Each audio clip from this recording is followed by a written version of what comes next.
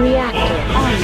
Sensor online. Weapons online. All systems nominal. Hello and welcome to today's Battle Mech review. Today we're going to be looking at a mech that is often overlooked with the Ostroc. It's one of those mechs that's been around since just about forever and is not as rare as some people want you to think. It's been around for so long that there's Ostroc floating around in just about everybody's inventories in small or larger amounts. Especially more modern versions. Irda Ausliao has built quite a few more recently. But it's not an entirely rare mech, even in situations like the Succession War. When there was no actual production of the Ostroc, there were still Ostroc just about everywhere in the inner sphere, and it served remarkably well for a mech in its particular category, which is very specific. It's a thing that a lot of people will want to take a look at and to try to figure out, well, do we want to load up on some of them? And it's probably a good idea to keep an eye out when some are for sale. So let's get into it. The Ostroc came out of a small military business on Terra called Ronin Industries, which used to be located in old Germany. If you start digging into it and look at the name Ostman, you will find that there were originally a fruit processing and reselling company, but you know, things change over time. This small manufacturer did get a contract to build Battle Mech from the Terran hegemony in 2470, with their end product being delivered around 2500, which was the OWR-2M Ostwar. This first walking pod was not quite up to snuff compared to other new heavy mechs, and unfortunately never really sold as well as they would have wanted to. This could have spelled the doom for the small company, but they decided to move away from it and try a new design. Rather than really give up, Ostman really saw the opportunity to reuse a lot of their molds and equipment to build another mech in a new range, basically keeping up with that walking pod design. The low profile of the design would make it great at squeezing in urban environments, and if you put in full arm assemblies, it would be pretty useful in more ways than one, helping the logistics officer, allowing you to move in a city with fewer problems, allowing you to get back up more easily if you fall down, etc. The market for troopers and fire support units were already cornered by things like the Thunderbolt, the Orion, and the Archer, which meant that Ostman had to try to build something that was a little bit new and a little bit innovative instead in order to be able to, well, keep the contract and get a decent amount of money from it. The 2511 OSR-2C Ostrok was looked at by the Hegemony Armed Forces, and it was deemed good enough to be purchased. Yes, it's the OSR-2C, but it's not the Ostroc 2C. Just be careful when you talk to people. There is actually no Ostroc 2C. The full arm assembly on an heavy mech was liked by a lot of logistics officers. The Thunderbolt had full arms, the Archer had full arms, and people liked that really much because they could do all sorts of things around the base and around the dropships, and it's a pretty useful thing in the end. It had a small profile, which meant it was easy to squeeze into garrison duty. It didn't use any really fancy bit of hardware. You already had some fancy bits of hardware floating around in 2511. And Ostman couldn't guarantee massive deliveries like Earthworks and other major companies, but they were guaranteeing work for people in the European Union, and they were not overstretching their resources by using things that were mostly standard. So our good friends in the hegemonic armed forces were quite happy with it. The Ostroc served admirably well during the end of the Age of War, mostly in the hands of the Terran hegemony, and whoever managed to salvage a few because it was such a simple design in the end that whoever grabbed one could easily upgrade it or modify it or repair it because there was nothing super fancy on them. During the War of Star League aggression, it served both in the SLDF and in the various periphery states, as some of the older model had been liquidated through and not always the proper channels. The SLDF did enjoy the Ostroc afterwards as well, and it generally served in cavalry unit and city garrison units. People do like to say that the Ostrok was rare during the Succession War because the Ostman facilities, well, basically were destroyed during the American Civil War, and their international licensor, Kong Interstellar, was basically taken out during the First Succession War. Thing is, though, you had at least 300 years of production before those factories were destroyed. Even with the limited production capabilities of Ostman, Kong Interstellar did pick up quite a bit of the slack, and there were a lot of these things floating around. They were basically rare for you. In the grand scheme of things, they were common enough that just about every nation had a couple floating in their inventory, and they were easy enough to repair because there had nothing fancy to build them, and there was a lot of spare parts and a lot of shared parts with its particular cousin, the Ostroc. This made the Ostrok a decent machine that everybody would have seen on the battlefield during the Succession War, just not the first pick a lot of people had. Krupp Armament did absorb Ostman's various IPs and production, and restarted the limited production of the design on Terra after the Elm's Memory Core recovery. It was Ceres Metal Industries, though, that really brought back the Ostrok to the front lines, by bringing a brand new model with very fancy technology on it.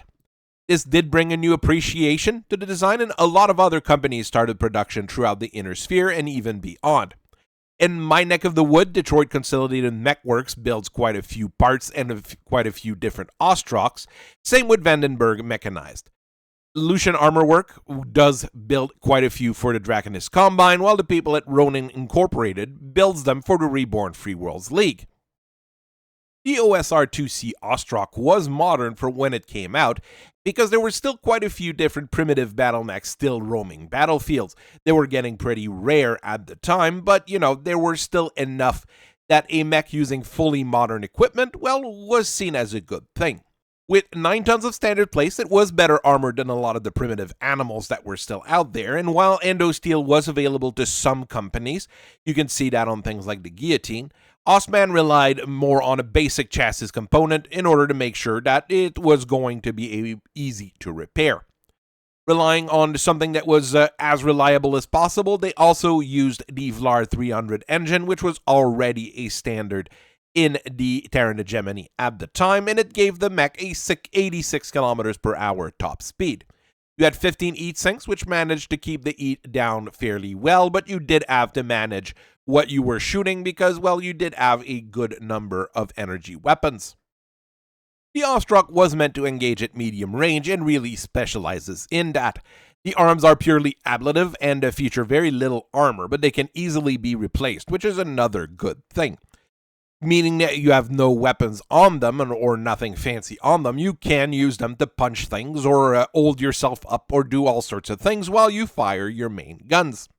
Each side torso mount a Firestorm C large laser, well, Fürsturm. My German is not very good, sorry to any of our Lyran reader out there. And then a pair of Feuerstorm B medium lasers. So you basically have something that shoots at medium range and something that's very decent at closer range.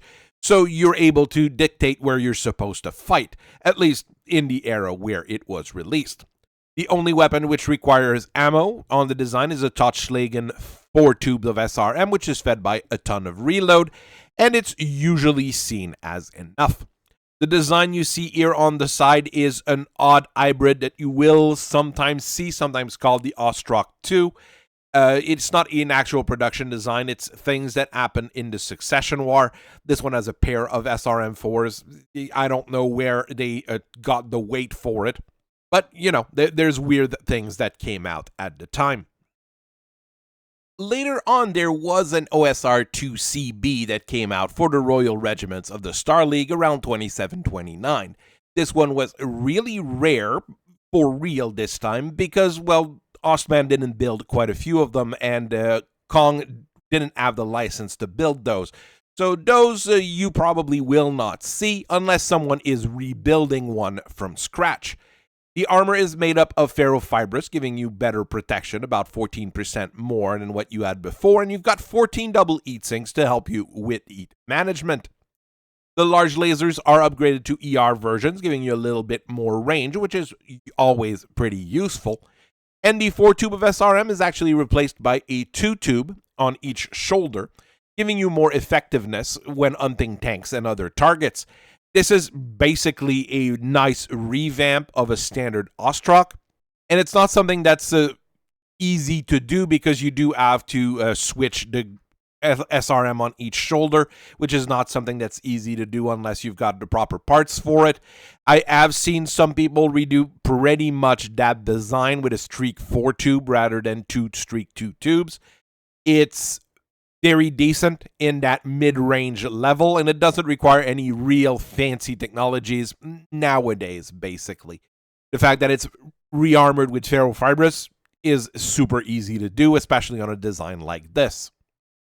Kong Interstellar did make a special version of the Ostroc in 2793 using still basic parts rather than the more modern ones, and this was just before their facilities were destroyed. They removed the missile tubes and the medium lasers, allowing you to get a jump range of 150 meters by installing jump jets. With a pair of large lasers and not that many heat sinks, it would probably run quite hot, but at least the ammo can't blow up because, well, you don't have ammo anymore. I think it's an okay idea, but this one here is quite rare, mostly because they were mostly destroyed during the Succession Wars. There is a big gun version of the Succession War Ostroc with the OSR-3C. This one takes out the medium lasers and the SRM-4 once again to give you an extra large laser in the right torso. This gives you decent sniping capabilities during the Succession War, basically being a pocket awesome, but you definitely don't have enough heat sinks to be able to shoot all 3 of them in a fast sequence, so it's not as good as an awesome would be. There is also production code OSR2L, which was a common field refit for the Ostroc since actually the inception of the design. It was codified in 2884 as an actual variant because there were upgrade kits and modification kits available for it, and some people, well, basically were building them off of spare parts. It's a very simple refit. You replace the 4-tube of SRM with a 5-rack of LRM, giving you a little bit more long-range firepower at the cost of tank hunting capabilities. During the Succession War, there were not that many different types of specialty ammo, but the smoke rounds for LRMs always existed, and they were pretty used in these particular design, allowing you to cover your advance in advance of other cavalry units. This made this particular Ostroc a mix, once again, of utility and combat capabilities. Modern version of this probably will be using Thunder ammos as well in order to lay minefields in different areas, which is pretty darn useful. Kong was not super eager to restart building Ostroc, especially since they needed to put the money down in order to rebuild all of their factories, and it was pretty much the same with Krupp on Terra. Even then, they started building new upgrade kits for the Federated Commonwealth, and that quickly spread to the Draconis Combine as well, as they started fighting on the clan front. The big upgrade was replacing the heat sinks and the machine with double heat sinks, which was more and more simple as new Vlar engines started shipping with the double heat sinks built in, so that made things a little simpler for engineers. The large lasers were upgraded to ER large lasers, giving you a little bit of extra range when facing those clan mechs that had a whole lot of extra range, so it was a useful upgrade, and having extra heat dissipation allowed you to shoot them fairly well as well. Full-on production of the Ostroc started again in 3066 with Ceres in the Capellan Confederation. They used some of their newer technology to build the OSR-4L, which had a Guardian ECM to facilitate the use of stealth armor. You had 10.5 tons of it, so it's even more than on the original Ostroc, actually. To save on weight, the body is now made of endo steel, and you got 13 double heat sinks to help maintain the stealth armor, generating quite a bit of heat, and all the weapons that are on there, which are now extended range lasers, which run you even hotter, and the missiles are completely taken out. It's not entirely terrible, and that stealth armor is going to be good to keep you alive, but it does run crazy hot, so you do have to be careful if using this particular design. Around the same dates, you have a brand new design from Vandenberg, and in the Torian Concordat, well, they needed new mechs because they were trying to play international games again. This one is quite similar to the original with the twin large lasers and the twin medium lasers. And the heat sinks remain standard grade, but the armor is upgraded to ferrofibrous because it was common enough in that region. The missile launcher is taken out, but is replaced by a pair of 10-tube of rocket launcher and a 15-tube of rocket launchers. You will see a number of them, though, using double heat sinks, just because, like I said, a lot of LAR engines just shipped with double heat sinks built into them, so you have to check out when you buy one of those to see what kind of heat sinks you actually get. The Word of Blake did commission Crestley Technologies in order to build them their own Ostroc in 3070. Centered in this new design was a bunch of advanced technologies that the Word of Blake shared with Crestley Technologies. You had a small cockpit, a unarmored compact gyro. Well, I don't like unarmored compact gyro. I like them to be armored. It makes them really rough to destroy. And an improved C3 computer. It had a light engine to allow you to carry more equipment on top of all of that, and you had 5 jump jets to let you leap 150 meters. For weapons, you replaced the large lasers with snub-nose PPC, which is a fantastic gun in that particular mid-range category, and a pair of ER medium laser, ensuring that you have maximum firepower. The biggest problem is that you only have 13 double heat sinks to try to cool the whole thing down, so don't try to jump and shoot all of your weapons. You'll have a tendency to start shutting down due to overeating. That is to say, though, the 5W is good, really, really good. Most people would want to have those, but they really can't because they're not allowed to use a lot of the technology, or the technology is not available nowadays. Crestley and a few different other companies have made a 5WR, or W refit, which makes it easier for a lot of people to use. The first big change is that the small cockpit is removed and replaced with a far more comfortable standard full cockpit. The assembly is modified here, removing the C3i computer, and it's replaced by a standard C3 slave unit, which is a lot easier to use for a lot of people. The armor is made a little bit thinner, and they follow my regular guidance here and make it a compact armored gyro, which makes it quite survivable nonetheless. This is a very decent mid-range version of the Ostroc. It is more expensive because of that light engine, but still quite a functional brawler. As the 5W was quite popular, well, people at Lucian Armor Works used it as a basis for their own OSR 4K. The big change, though, now is that they use a 240 engine rather than the 300. 240 is a little bit rarer as an engine, so they have to produce it locally rather than import a huge bunch of LARs. The chassis is now built out of endo steel, which saves you a little bit of weight. On top of this, to compensate for that loss in ground speed, 64 kilometers per hour is normal for inner sphere grade heavy mechs. You do get 6 improved jump jets, giving you a jump range of 180 meters, which makes it a very good city fighter. You're able to jump tall buildings in one single bound, which is pretty useful there. The side torsos still have the assembly of snub-nose PPCs and ER medium lasers, so you get that decent mid-range punch, which is once again very good in city fights. You know me, I'm not a massive fan of improved jump jets. I'm pretty sure I would go with the 5W before the 4K, but that's me. Another Torian and Vandenberg design, the OSR-5C, uses an endosteel chassis, ferrofibrous plates, and a 300XL engine in order to free as much weight as possible. With this, you put 5 tons of jump jet equipment, which allows you to jump that 150 meters, making you, well, quite mobile in quite a few different situations. For weapons, they go pretty hard here with a pair of heavy PPCs with backup light PPCs. What you'll have is a little bit of minimum range, but you will be superb in that mid to long range capability, and you will run crazy hot because all of those guns do run really hot. Unfortunately, it does use a heavy duty gyro, which is almost always worse than a compact armored gyro. I'm not the guy working at Vandenberg. I did advise them of what they should be doing in the future. Who knows if we're going to get an OSR 5cc or a modification of that design in the future.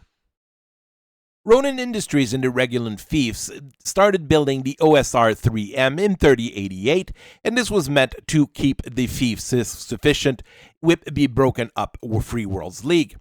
As far as weapons goes, it's a pretty straightforward upgrade here, using ER models for the lasers, so 2 ER large and 2 ER mediums, and the SRM4 is replaced with a Streak SRM4, giving you a little bit more accuracy.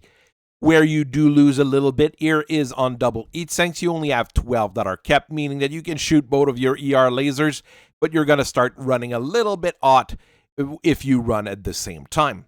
The armor is replaced with 8.5 tons of light ferrofibrous, but you could easily stick all the way up to heavy ferrofibrous with no problems, because there's plenty of internal room in that particular design in order to make sure that you're padding things properly.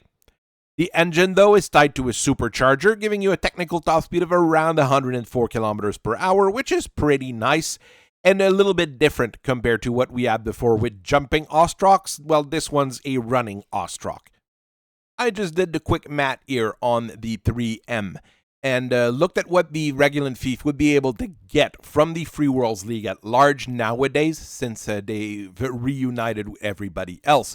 Heavy ferrofibrous is available fairly commonly now. It's not the best type of ferrofibrous. I mean, clan ferrofibrous gives a little bit less protection than heavy ferrofibrous, but takes up a whole lot less room. But in this case, it really doesn't matter, because that particular version of the Ostroc has a lot of padding room to play with.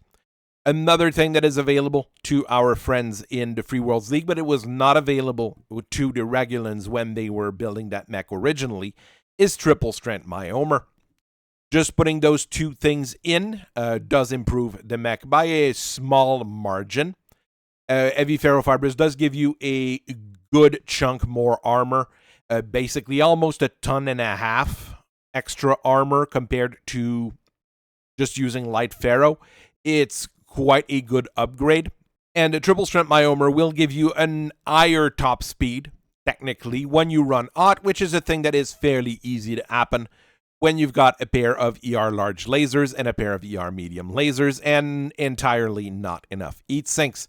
So I do think this would be a good upgrade for the people at Ronin to look into.